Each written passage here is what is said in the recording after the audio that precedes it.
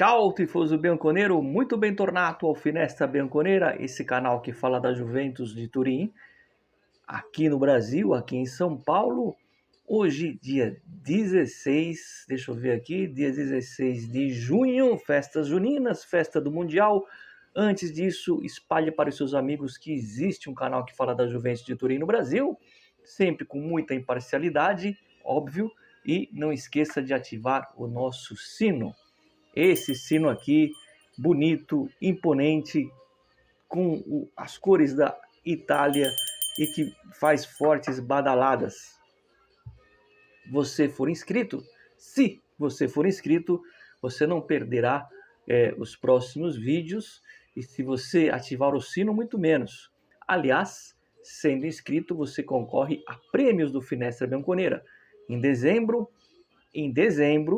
você pode passar o Natal com a camisa oficial. Até rimou, né? A camisa oficial da Juventus será sorteada em dezembro.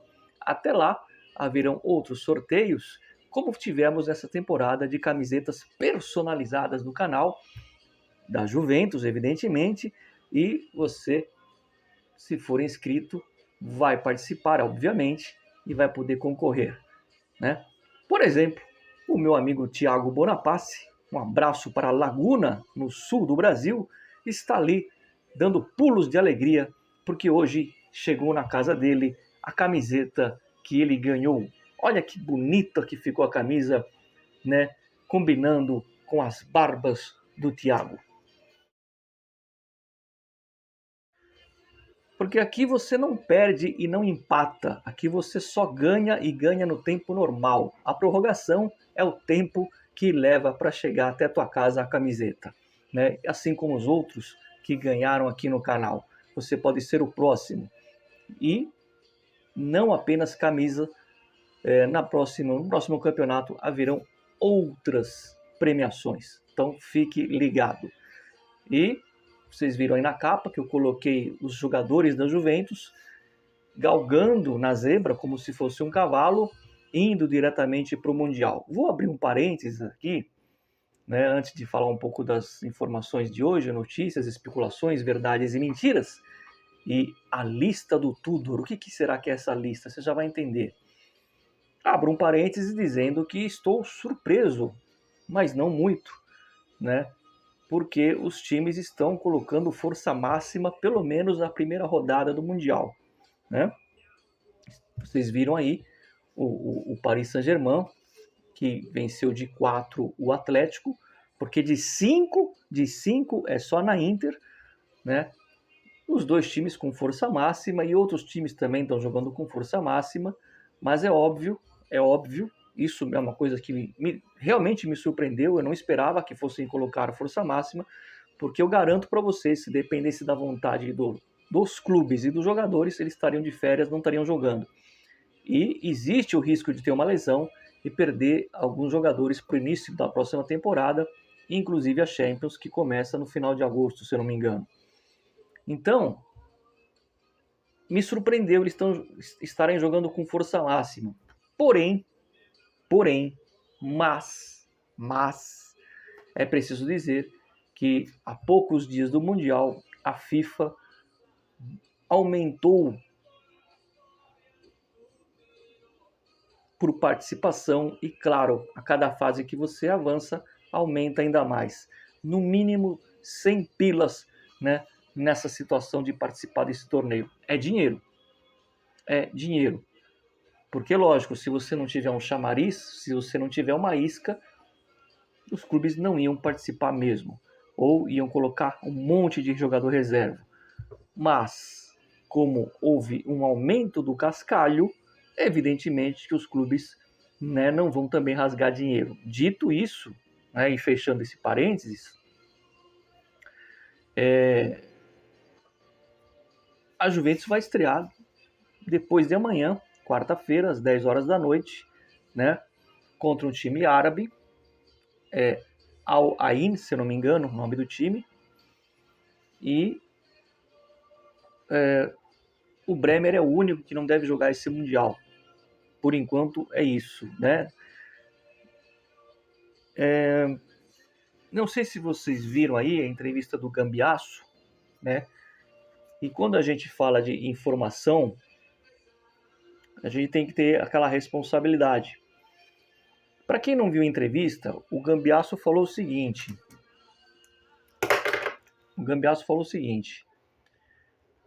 Que ele confirmou, né? Ele falou assim que o grupo estava torcendo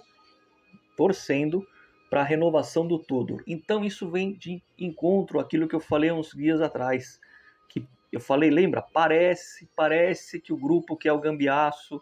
Esse parece hoje virou realidade, porque da boca dele saiu em alto e bom som que o grupo de jogadores, não só ele Gambiasso, que o grupo de jogadores estava torcendo para o Tudor ficar e renovar com a Juventus.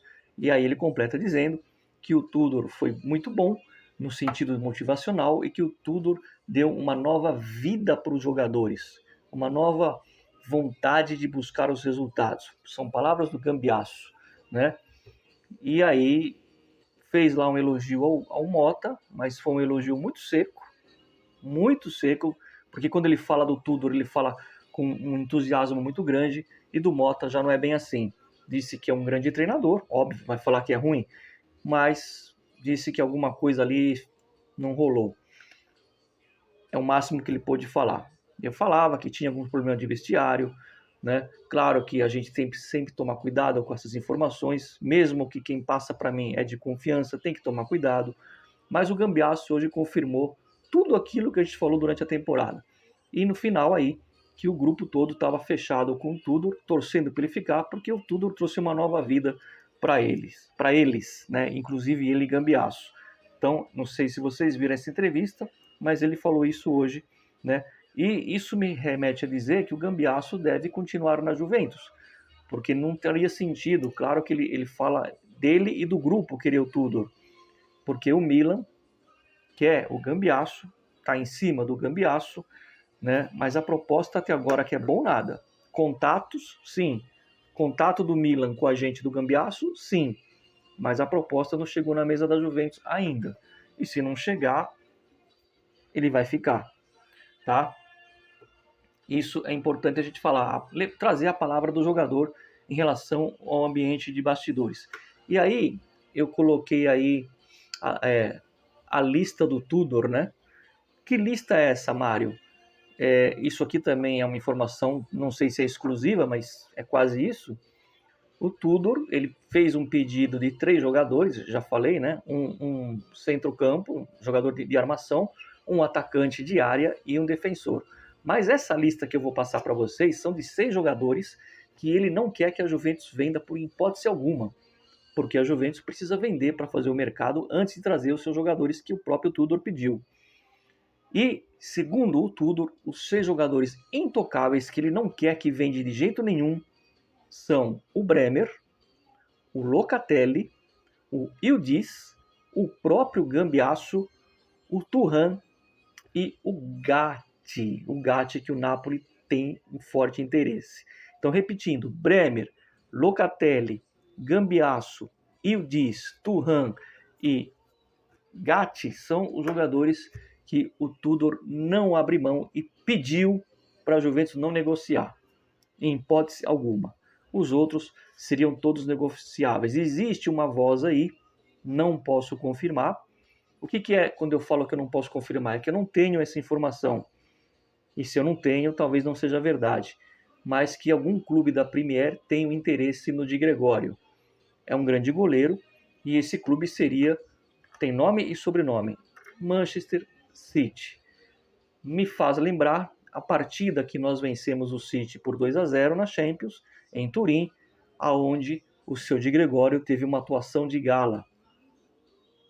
Então, pode fazer sentido aí, né, essa informação que não é uma coisa oficial, até onde eu sei não chegou nem sondagem pelo Di Gregório, mas está girando essa voz aí. E por falar em girar a voz, também uma informação que rolou aí na internet, que vocês devem ter visto, sobre essa possível troca do Vlahovic pelo Theo Hernandes, né? O Milan quer um jogador de área, que eles não têm, de área, e a gente quer um jogador externo, né, que está fazendo falta, que seria o Theo Hernandes.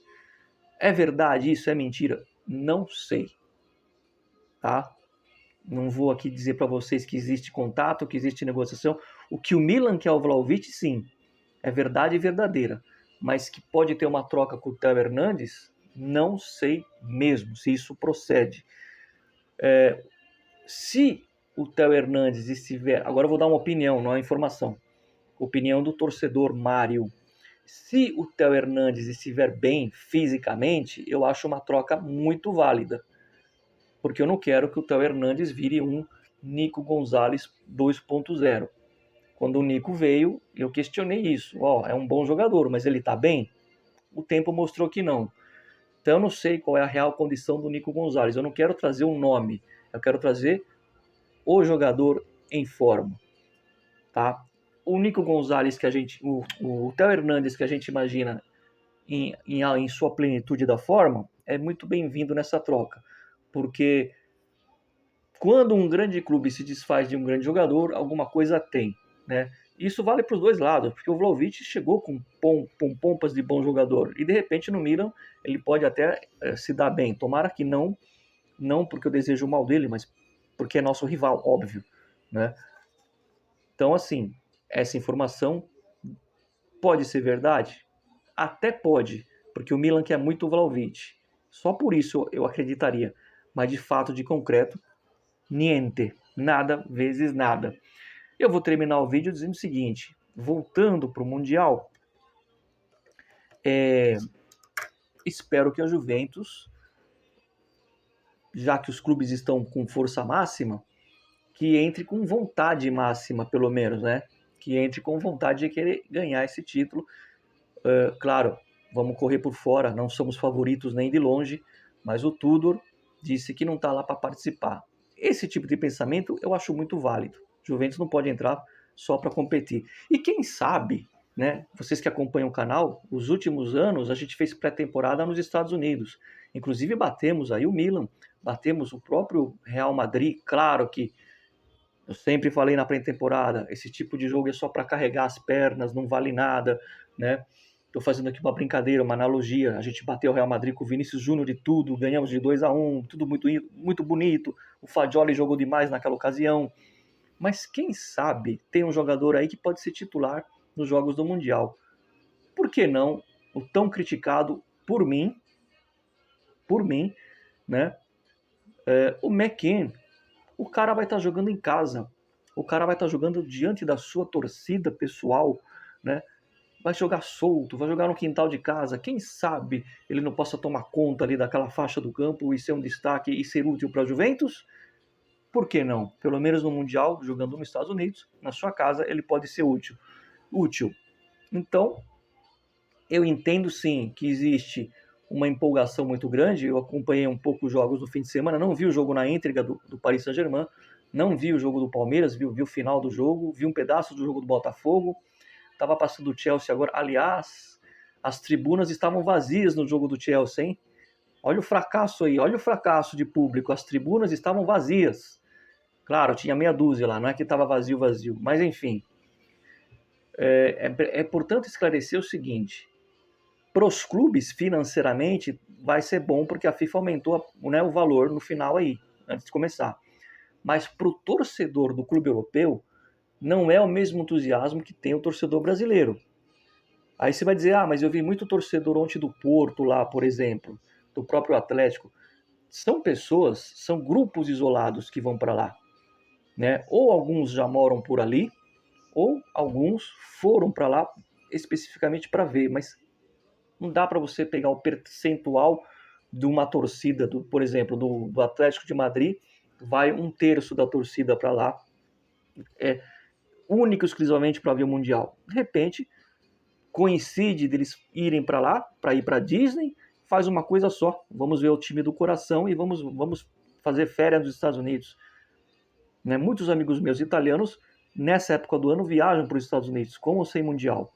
Então é uma maneira de unir o útil ao agradável.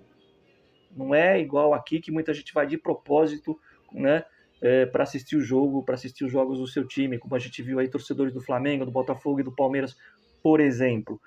Os clubes estão pelo dinheiro E eu falo isso em termos da Europa, né?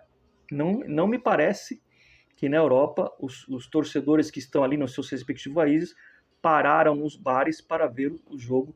Um ou outro assistiu, mas aquela coisa de reunir todo mundo num bar e assistir, né? Como aconteceu, por exemplo, quando o Liverpool disputou o título mundial com o Flamengo, na própria cidade de Liverpool, nos pubs estavam vazios. Isso é surreal. Então é diferente o pensamento do torcedor. Os clubes só estão participando de fato pela grana. E por falar em grana, agora sim eu encerro o vídeo. A Adidas renova com a Juventus até 2038, vai dividir opinião, tem gente que vai gostar e tem gente que não vai gostar, né, por causa das camisas últimas que não foram tão bonitas. Vou dar a minha opinião como um consumidor até da Adidas. Em termos de material, né, o material da Adidas é muito bom, né? É muito bom. Durabilidade, eu estou falando. Isso não tem o que questionar. Em termos de beleza, aí nós temos que colocar 2 pontos. O problema é quem está dentro da Juventus que aprova algumas aberrações na camisa. Porque eu até fiz um vídeo recentemente, se eu não me engano, a Adidas também é do Ajax, né?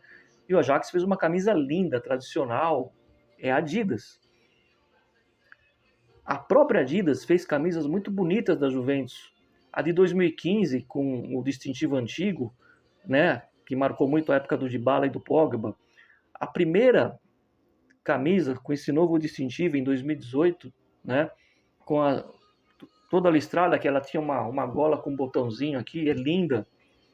A própria camisa desse ano, a número 1 e a número 3, aquele azul, parece uma polo com o distintivo da zebra, é muito bonita. Aquela toda preta que eu sorteei aqui no canal, foi a primeira camisa que eu sorteei, a preta, né, com esse J. Então, camisas bonitas foram feitas pela Adidas, mas também foram feitas muitas aberrações. Ou seja, foram feitas mais aberrações do que camisas bonitas.